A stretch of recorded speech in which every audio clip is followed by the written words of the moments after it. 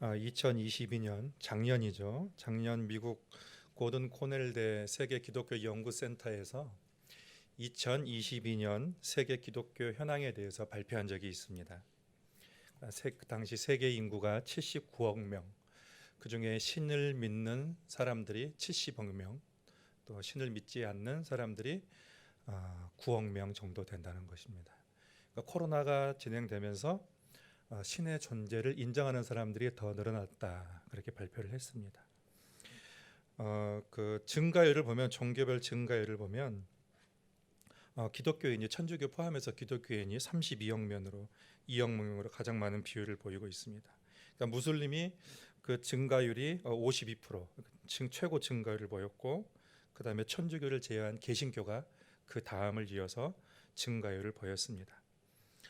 기독교의 성장세를 보면은 유럽과 북미에서는 조금 성장세가 좀 주춤하는 반면, 남반구 지역이죠, 남미와 아프리카와 동아시아 지역 쪽으로 기독교 성장세가 두드러지고 있다고 합니다. 이슬람이 빠르게 증가한 첫 번째 원인을 봤더니 다산이라고 그래요. 그러니까 이슬람은 산화 제한을 하지 않기 때문에 다산이 이슬람의 첫 번째 증가 원인이다라고 했습니다. 그리고 두 번째 원인이 여러 종교인들과의 그 결혼을 통해서 이슬람이 늘어났다라고 했습니다. 기독교인의 증가 원인은 그 오순절 계열 기독교에서 두드러지게 나타나고 있습니다. 그래서 오순절 계열의 기독교 확산의 주요한 원인에 가해서 미국 덴버 신학교의 스콧 웨닉 역사 신학교에서는 성령의 역사가 주된 요인이다라고 했어요. 오순절 교회가 강한 은사적인 그런 요소들을 가지고 있는데, 그 은사를 체험한 사람들이 그들의 속에 복음의 확산을 촉진시켰다는 거예요. 전도를 촉진시켰다는 것입니다. 그래서 성령 체험이 복음 전파를 촉진시켰고, 그 결과 기독교가 두드러지게 확산되고 있다라고 했습니다. 저는 오늘 설교 제목을 멈추지 않는 복음이라고 했습니다. 예수님으로부터 복음이 시작된 이래 오늘까지 성령의 역사는 멈추지 않고 계속 진행되고 있습니다. 그 성령의 역사로 말미암아 복음이 확산되고 있고, 많은 사람들의 영혼이 구원받고 있고, 사회가 변혁이 되고 있습니다. 오늘 말씀은 바울의 2차 선교 여행 중에 일어난 일입니다. 바울의 1차 선교 여행은 지금 지진이 일어난 터키 중남부를 중심으로 1차 선교 여행이 진행이 됐어요. 그리고 2차 선교 여행도 바울은 원래는 본인이 세웠던 1차 선교 여행을 중심으로 그 교회들을 돌아보려고 그런 목적을 가지고 있었는데, 드로아에서 그 마게도냐로 건너와서 우리를 도우라는 마게도냐 사람의 그 환상을 보고 그 목적지를 수정을 하게 됩니다. 유럽으로 수정을 하게 되고, 그래서 거기에 가서 이제 빌립보에서 복음을 전하다가 감옥에 갔다가 다시 풀려나게 되고, 또 오늘의 이야기는 데살로니가에서 복음을 전하다가 유대인들의 박해를 받고 다시 베레아 지역으로 가서 복음을 전하는 그런 내용까지 기록을 하고 있습니다. 그래서 오늘은 데살로니가와 베레아와 두 장소에서 바울의 선교 이야기를 통하여서 바울의 전도 방법과, 그리고 바울 일행의 전도했을 때에 어떤 일들이 일어났는가에 대해서 말씀을 나누고자 합니다. 먼저 바울의 전도 방법입니다. 바울은 어딜 가든지 제일 먼저 회당을 찾았습니다. 그래서 회당을 중심으로 복음을 전했습니다. 1절에 보면 그들이 암비볼리와 아볼로니아로 다녀가 데살로니가에 이르니 거기 유대인의 회당이 있는지라. 회당의 전도는 자신의 경험을 활용한 거예요. 2절 초반부에 보면 바울이 자기 관례대로 그들에게 들어가서, 바울은 유대인이죠. 평소의 습관대로 늘 하던 대로 회당에 들어간 것입니다. 그것은 아주 익숙한 일이죠. 바벨론 포로 때에, 그러니까 이스라엘이 완전히 멸망하고 바벨론 포로 때에 이스라엘 백성들이 다 세계 곳곳으로 흩어졌을 때에 그들은 성전이 없기 때문에 회당을 각 지역마다 지어서 회당을 중심으로 생활을 했습니다. 그래서 그 회당에서 말씀도 공부하고 또 기도도 하고 또 여러 가지 공동체의 중요한 일들을 함께 의논하고 결정을 했습니다. 바울이 회당을 차린 이유는 이런저런 정보도 없고 이런저런 이유도 있었겠지만, 제일 우선적으로는 유대인들에게 복음을 전하기 위함입니다. 그들은 하나님을 전혀 모르는 사람들도 아니고 하나님을 아는 사람들이에요. 그러니까 그들은 하나님을 모르는 사람보다 잘 아는 사람에게 복음을 전하기가 어쩌면 쉬울 수도 있습니다. 그러니까 유대인들은 하나님을 알고 있으면서 메시아를 기다리고 있는 사람입니다. 그래서 이제 그가 생각하는 것은 이 유대인들에게 예수 그리스도와 메시아가 서로 이렇게 연결을 해주면 유대인들은 그리스도의 좋은 일꾼으로 자라날 수 있을 것이라 그렇게 믿은 겁니다. 왜냐하면 자신이 그랬습니다. 자신이 처음에 자신은 구약학자, 율법학자였습니다. 성경에 능통한 사람이었습니다. 그러나 성경에 대해서 자세하게 본인은 모르고 있었습니다. 그래서 다른 유대인들과 똑같이 예수 믿는 사람들을 배척하고 박해했습니다. 만약 유대인들에게 예수님이 그들이 그토록 기다렸던 메시아다라는 그런 연결고리가 채워지면 그들의 눈이 열릴 것이고 그들도 자신과 같은 복음 전도자로 변할 수 있을 것이라는 그런 기대를 가지고 있었던 것입니다. 그래서 자신의 과거의 경험을 활용해서 복음을 전파하는 것입니다. 여러분, 다른 종교에서 기독교로 온 사람들에게 가장 복음을 잘 전하는 사람은 뭐 그쪽에 있는 사람들이겠죠. 그래서 스님이었다가 예수를 믿은 사람들이 또 스님에게 복음을 잘 전하는 경우를 보고, 또 이슬람에 있다가 또 기독교로 온 사람이 또 그들에게 복음을 잘 전하는 것을 보게 됩니다.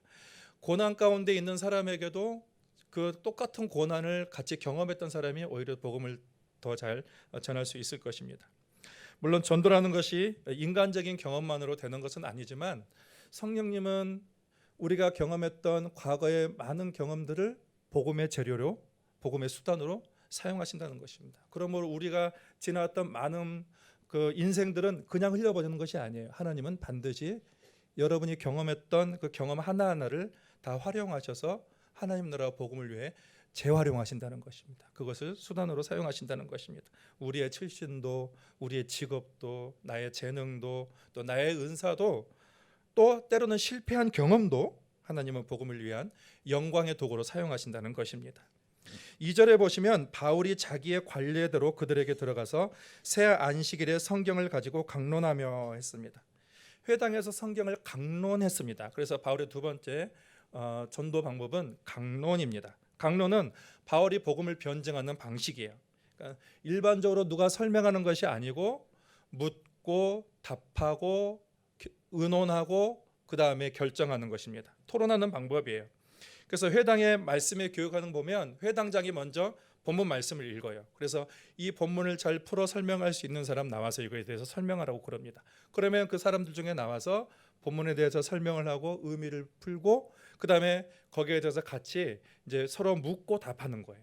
그냥 일방적으로 누가 가르치는 것이 아니라 그거에 대해서 의미에 대해서 묻고 그 다음에 답하고 토론하고 그 다음에 적용점을 찾아가는 것입니다. 제가 직전에 섬겼던 교회에서는 매주 토요일 날 아침에 쉐마학당이라는 것을 했어요. 이 쉐마학당이라는 것은 부모와 자녀들이 함께 이제 모여서 공부를 하는 거예요.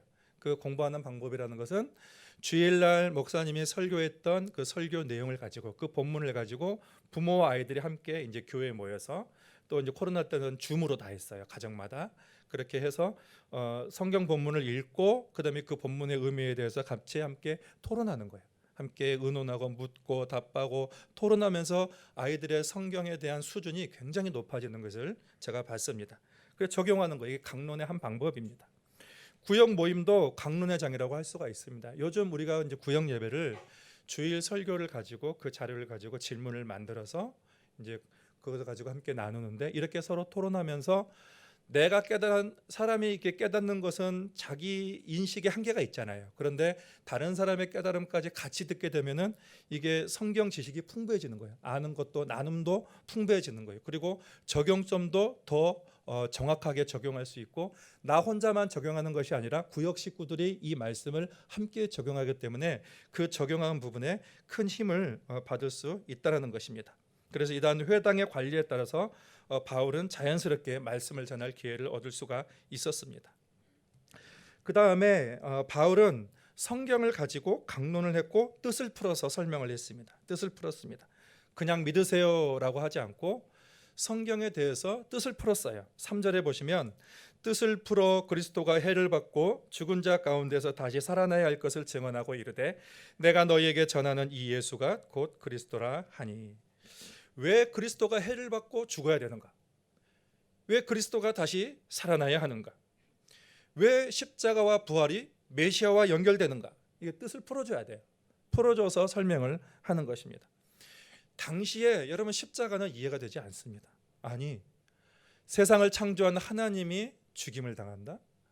그 하나님이 인간에 의해서 죄인의 그 신분으로 죽임을 당한다?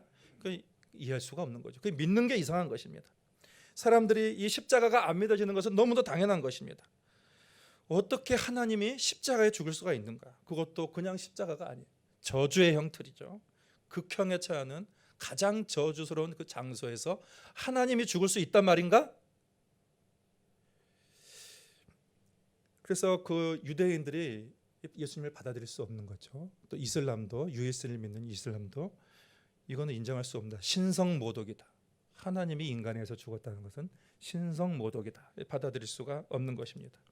그것을 믿고 전하는 사람이나 그것을 그대로 받아들여서 믿는 사람이나 그들 보기에는 정상이 아닌, 비정상인 것입니다. 그래서 바울 같은 사람이 필요한 거예요. 뜻을 풀어줘야 되는 것입니다. 그들은 구약에서 메시아가 고난을 받아 죽임을 당하고 다시 살아나야 한다는 말씀을 몰랐습니다. 그들이 아는 메시아는 힘 있는 메시아, 권력 있는 메시아를 알고 있었습니다. 그래서 바울은 성경을 뜻을 풀어줘야 되는 것입니다. 십자가와 부활이 그들이 알고 있는 메시아와 연결되어 있는 것, 그것이 메시아의 사역이다라고 뜻을 풀어줘야 되는 것입니다. 그리고 이제 그것을 증언합니다. 이르되 내가 너희에게 전하는 이 예수가 곧 그리스도라 하니, 증언하는 것입니다. 전도의 핵심, 복음의 핵심이 뭐냐면 예수는 그리스도다, 예수는 메시아다, 이것을 증언하는 것이 복음의 핵심입니다. 그래, 십자가 저주의 형태 맞아. 그런데 그 저주를 누가 받아야 되는가? 너와 내가 받아야 되는 거야. 우리가 하나님 앞에 죄를 지었고 하나님을 떠났기 때문에 그 저주를 우리가 받아야 되는 거야. 그런데 우리가 받지 않게 아니하시고 하나님이신 예수님께서 이곳에 오셔서 우리의 저주를 대신 받아주셨어. 그래서 예수님은 늘 살아계실 때 당신에 대해서 대속물이라고 하셨어. 대신 속해주는 분. 그렇게 주님께서 그렇게 말씀하셨으므로, 그렇게 말씀하신 것처럼 예수님이 십자가에서 대속물을 되어주신 거야. 우리를 위해서 저주를 받아주시고 우리를 구원해 주시고 우리에게 영생을 주신 거야. 이렇게 뜻을 풀어서 설명하고 증언한 것입니다. 죄로부터 자유, 또 죽음과 저주로부터의 해방, 이 복음을 성경과 역사 속에서 증명해내는 것, 이것을 복음의 변증이라고 말합니다. 2017년도에 예수는 역사다라는 그런 영화가 있었습니다. 여러분 혹시 보신 분 계십니까? 조용하십니다. 그 시카고에 잘 나가던 법조 기자였던 리 스트롭이라는 사람이 그가 실제로 경험한 일을 책으로 썼고 이제 그것을 영화로 만든 것입니다. 무신론자였어요. 그리고 아내와 가족들을 누구보다 사랑했습니다. 그런데 그의 아내가 예수님을 믿으면서부터 그 가정에 엄청난 변화가 오게 됩니다. 어떻게 남편인 자신보다 예수라는 존재를 더 사랑할 수가 있지? 그러면서 분노하게 되죠. 화를 내게 됩니다. 분명히 우리 가족은 이상이 없었고 문제 없었고 서로 사랑하게 됐는데 갑자기 아내가 예수를 믿더니 예수에게 아내를 빼앗긴 것 같은 그런 생각에 막 분노가 치밀어 오릅니다. 더구나 그는 기자예요. 팩트만 전하고 믿는 사람입니다. 만져지고 보여지고 사실만 그렇게 전하는 사람이에요. 그래서 나약한 사람들이 만들어 놓은 상생의 인물에게 자신의 아내를 빼앗길 수 없다, 이렇게 생각합니다. 그래서 이 법조 기자는 예수는 정말 실제 인물인가? 예수가 정말 십자가에서 죽었는가? 잠깐 기자라는 것은 아닌가? 예수는 정말 부활했는가? 라는 거에서 질문을 가지고 자료를 통해서 철저히 파헤쳐서 그런 주장의 허구성을 증명해 보이고자 다짐을 하고 노력을 합니다. 그래서 성경에 가장 탁월한 사람들을 찾아다녀요. 먼 곳을 맞이하지 않고 다 찾아다닙니다. 찾아다니고 6개월 동안 그런 일들이 진행이 되었어요. 그래서 이러한 저런 증거들을 다 파헤칩니다. 그러다가 성경의 예수 이야기가 반박할 수 없는 증거들이 너무도 많다는 것을 인정하게 되고 결국 무릎을 꿇습니다. 그러면서 하나님 앞에 고백합니다. 하나님, 당신이 이겼습니다. 고백을 하게 됩니다.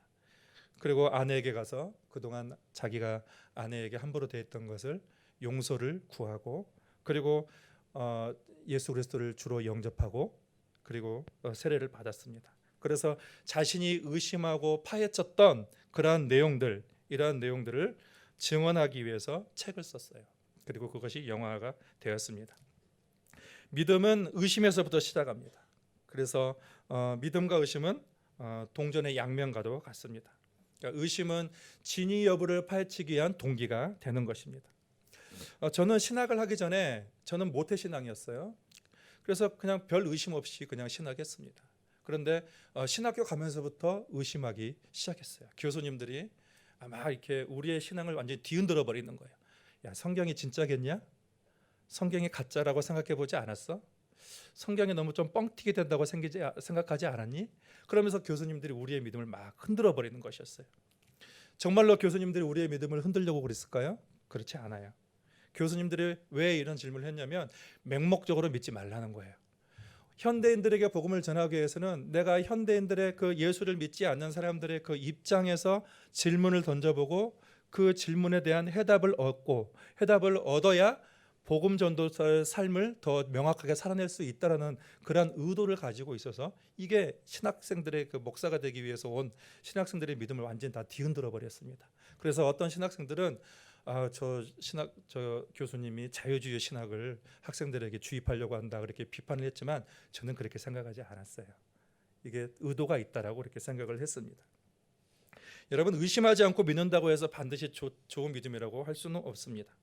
의심되는 것을 부끄러워하고 덮어버리고 믿는 것보다 이 영화의 주인공처럼 의심이 되는 것을 그냥 의심하고 거기에 대해서 한번 파헤쳐보고, 그리고 하나씩 예수가 역사라는 그런 진실을 마주치고 또 그 진실을 초월하는, 진실까지도 초월하는 그 하나님의 사랑을 만났을 때 비로소 강력한 믿음의 사람이 될 수 있고 또 복음의 증언자가 될 수 있다라고 저는 확신을 합니다. 요즘은 복음 전파가 어려운 시대가 되었어요. 그러나 시대가 어려울수록 복음은 더 활발하게 일어났고 믿음은 더욱더 강화가 되었습니다. 바울의 복음 전파를 보면 오늘날 이 시대에도 우리도 복음에 대해서 많은 부분들을 연구하고 공부해야 된다는 그런 생각이 들어요. 바울은 자기에게는 나의 복음이 있었어요. 나의 복음이란 건 뭐냐면 바울 자신이 깨달은 복음이에요. 바울 자신의 성경을 통해서 내 인생과 함께 접목시켜서 내가 나의 그 경험과 또 나의 그 믿음으로 고백할 수 있는 나의 복음이 필요하다는 거예요. 여러분에게 나의 고백이 있습니까? 누군가 당신에게 복음이 있습니까? 그 복음은 무엇입니까? 당신에게 예수님은 누구입니까? 라고 물은다면 내가 가지고 있는 성경을 통해서 내가 알고 있는 그 예수님은 이렇다라는 분이라고 얘기할 수 있어야 된다는 것입니다. 그럴 때 우리의 믿음이 더욱더 강화될 수가 있습니다. 그래서 나의 복음을 가지고 있어야 돼요. 바울은 복음을 증언하기 위해서 네 가지를 사용했습니다. 첫째는 자신의 과거의 경험을 활용했어요. 하나님은 여러분의 그 과거를 그냥 지나치게 하지 않습니다. 여러분이 고생했던 거, 또 여러분이 노력했던 거, 그 모든 것들을 하나님께서 다 귀하게 사용하신다는 것입니다. 그리고 또 바울은 또 강론을 했어요. 강론을 하고 그리고 또 뜻을 풀었습니다. 그리고 예수는 그리스도라고 증언을 했습니다. 물론 여기에 기도와 헌신도 포함되어 있었을 것입니다. 자, 그러면 바울이 복음을 전했을 때 어떤 일이 일어났는가? 그것을 데살로니가와 베레아 전도를 통해서 같이 보겠습니다. 먼저 데살로니가입니다. 데살로니가에서 복음을 전했을 때 성령께서 그 가운데 역사하셨습니다. 바울이 전한 복음을 듣고 사람들이 복음을 받아들였어요. 4절에 보면 그 중에 어떤 사람 곧 경건한 헬라인의 큰 무리와 적지 않은 기부인도 권함을 받고 바울과 실라를 따르나. 유대교로 개종했던 경건한 헬라인과 적지 않은 기부인들이 복음을 받아들였어요. 예수를 믿었습니다. 우리가 예수님을 전하다 보면 예수님을 받아들이는 사람이 있고 또 그 믿음을 받아들이지 않는 사람이 있습니다. 바울이 복음을 전할 때에 믿음을 받아들이지 않는 사람들 중에 유대인들이 있었습니다. 유대인들은 바울이 복음을 전하지 못하도록 아주 적극적으로 조직적으로 바울을 괴롭혔던 사람들입니다. 그래서 그들은 어떻게 했냐면 불량배들을 동원했어요. 바울의 복음을 전하지 못하도록 불량배들을 동원해서 성을 소란하게 만들었어요. 그래서 성경은 그들이 시기했다라고 그랬습니다. 소동을 일으켜서 바울 일행을 도운 야손의 집에 쳐들어갑니다. 그래서 바울과 그 동역자들을 내놓으라고 그렇게 윽박지르죠. 그래서 바울과 그 집을 구석구석 이잡듯이 뒤집니다. 다 뒤엎어놨어요. 그런데 그 바울과 그 일행을 찾지 못한 그 유대인들은 바울을 도운 야손과 형제들을 그 읍장에게 끌고 갑니다. 그 시의 행정 담당관에게 끌고 가는 거예요. 그래서 이 사람이 천하를 어지럽힌다. 또 말하기를 야손이 그들을 받아들였는데 이들은 가이사의 명을 거역하고 그리고 다른 임금 곧 예수라 하는 임금이 있다 하더이다라고 했어요. 이 고발은 그리스도인들에게 굉장히 불리한 내용만 담고 있습니다. 하나님께 충성했다고 해서 가이사의 명을 거역한 것은 라고는 할 수가 없습니다. 하나님의 나라의 성격과 세상 나라의 성격이 다르기 때문입니다. 근데 유대인들은 오히려 가이사가 이 땅의 왕이라는 것을 인정하는 거예요. 유대인들은 하나님이 이 땅의 왕이라는 것을 인정해야 되는 사람인데 오히려 자기들의 목적을 추구하기 위해서 가이사가 이 땅의 왕이라는 것을 오히려 암암리에 인정하게 된다고 볼 수가 있습니다. 결국 야손과 나머지 사람들은 보석금을 내고 풀려나게 됩니다. 그러면 그 이후에 이제 바울과 그 일행이 데살로니가 교회를 이제 떠나가게 되었는데 유대인들의 핍박으로 인해서 그러면 그 교회는 어떻게 되었는가? 데살로니가 교회는 어떻게 되었는가? 거기에 대해서 데살로니가 교회에서 그 데살로니가 전서에서 증언을 하고 있습니다. 데살로니가 전서 1장 6절에서 8절 보시면 또 너희는 많은 환난 가운데서 성령의 기쁨으로 말미암아 우리와 주를 본받는 자가 되었으니 그러므로 너희가 마게도냐와 아가야에 있는 모든 믿는 자의 본이 되었느니라. 주의 말씀이 너희에게로부터 마게도냐와 아가야에만 들릴 뿐 아니라 하나님을 향하는 너희의 믿음의 소문이 각처에 퍼졌으므로 우리는 아무 말도 할 것이 없노라. 바울은 새 안식일밖에 데살로니가에 머물지 않았어요. 3주밖에 머물지 않았습니다. 그런데 그 데살로니가 교회는 환난 가운데서도 복음을 기쁨으로 받아들이고 그리고 주를 본받는 자가 되었고 또 믿는 자의 본이 되었고 그 믿음이 각처에 소문으로 났다. 소문으로 퍼졌다라고 했습니다. 성령께서 역사하신 것입니다. 짧은 기간밖에 복음을 전하지 않았지만 성령께서 도우신 거죠. 성령께서 역사하신 것입니다. 여러분 우리가 복음을 전하면 성령께서 역사하시고 일하십니다. 그러므로 우리는 우리의 생각으로 성령을 제한할 수는 없습니다. 어떤 분은 1000마디 말을 해도 복음을 받아들이지 않는데 어떤 분은 한마디 말만으로도 복음을 받아들이는 사람이 있습니다. 이것은 사람의 능력으로 복음이 전파되는 것이 아니고 성령의 능력으로 복음이 전파된다는 것을 우리에게 말씀해 주고 있습니다. 그러니까 우리가 복음을 전할 때에 단 한마디라도 진정성 있게 정말로 성령을 의지하는 마음으로 복음을 전하면 성령께서 역사하실 줄 믿습니다. 그리고 이제 베레아입니다. 베레아는 구원 얻을 자를 미리 예비하시는 것입니다. 바울과 실라는 캄캄한 밤에 그 지역을 떠났어요. 사람들은 다른 곳에서도 복음을 전할 수 있도록 바울과 실라를 그쪽에서 이제 몰래 나갈 수 있도록 도망갈 수 있게 해줬습니다. 그래서 베레아로 보냈습니다. 그래서 데살로니가에서 했던 것처럼 바울과 그 일행은 또 베레아에서도 회당에 가서 이제 복음을 전했는데 이전보다 더 큰 놀라운 일들이 일어났다고 증거하고 있습니다. 그 이유를 11절과 12절에 밝히고 있습니다. 베레아에 있는 사람들은 데살로니가에 있는 사람들보다 더 너그러워서 간절한 마음으로 말씀을 받고 이것이 그러한가 하여 날마다 성경을 상고하므로 그 중에 믿는 사람이 많고 또 헬라의 귀부인과 남자가 적지 아니하니. 베레아 사람들은 의심을 품었어요. 바울이 복음을 전하는데 이 바울의 말이 사실인가? 예수가 정말 메시아인가? 예수가 그리스도인가? 그러면서 이 바울의 말에 의심을 품고 간절한 마음으로 성경을 상고했습니다. 그래서 간절한 마음으로 정말로 이것이 그러한가 성경을 상고하고 또 바울이 뜻을 풀어서 설명하는 그 말씀을 듣자 이들이 하나님께로 돌아왔다는 것입니다. 복음을 전하다 보면 하나님이 구원하시기로 예배하신 사람들을 만날 때가 있습니다. 그래서 어떤 분들을 보면 복음을 전하면 이 스펀지가 물을 빨아듯이 쭉쭉쭉쭉 이렇게 복음을 빨아들이는 분들을 만나게 됩니다. 베레아에 있는 사람들이 그랬어요. 그들은 진리에 관심이 있었어요. 이 땅의 진리가 무엇인가 거기에 관심이 있었습니다. 그때 그들에게 가서 살아계신 하나님을 증거하자 그들이 이 복음을 완전히 받아들인 것이죠. 그리고 그 가운데 예수 그리스도를 영접하게 된 것입니다. 우리는 복음을 전하다가 어떤 사람을 만나게 될지 모릅니다. 하나님의 인도하심을 우리가 구하다 보면 하나님이 예비하신 사람들을 만나게 하실 것입니다. 오늘 설교를 마무리하면서 저는 영성의 과정에 대해서 한번 생각해 봤습니다. 영성의 과정. 사람들은 미래가 불확실하고 또 여러 가지 고난과 고통을 당합니다. 그럴 때 우리가 할 일은, 믿는 사람들이 할 일은 하나님을 찾는 거죠. 하나님께 부르짖는 것입니다. 하나님 도와주십시오. 하나님 알려주십시오. 그러면은 하나님은 반드시 우리에게 평안을 주십니다. 여러분, 그러면 그거로 끝났을까요? 기독교는 평안을 주는 종교입니까? 그거로 끝나지 않았어요.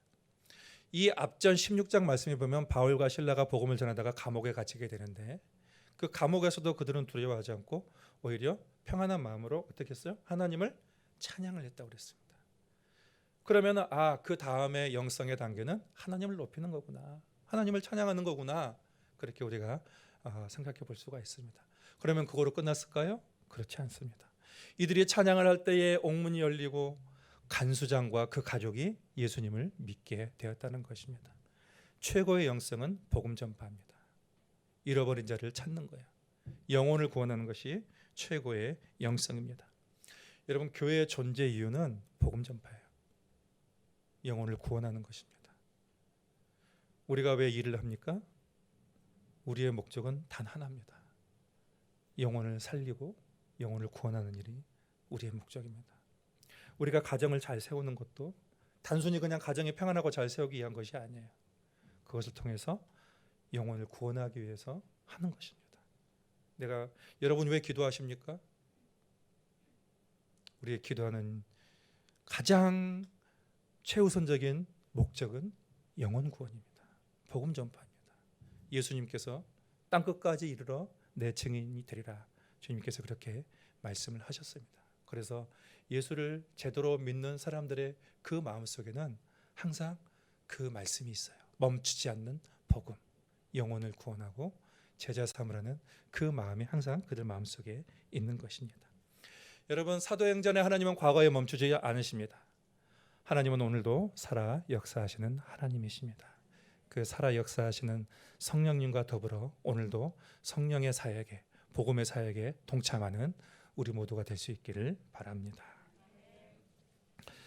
성령님은 살아계십니다. 우리가 주님을 알지 못할 때에 주님은 믿는 사람을 통해서 하나님을 알게 하시고 우리 마음 가운데 평안을 주시고 오늘도 더 우리에게 목적 없는 인생이 아니라 하나님 영혼을 구원하고 주님의 뜻을 이루고 하나님 나라를 이루는 그런 목적을 주님께서 우리에게 주셨사오니 아버지 하나님, 우리가 이 성령님과 함께 성령님과 더불어서 이 사명을 잘 감당하여서 우리 교회를 통해서 수많은 영혼들이 돌아오며 그들이 또 하나님 나라의 일꾼으로 세워지는 놀라운 역사들이 일어날 수 있도록 주님께서 인도하여 주옵소서.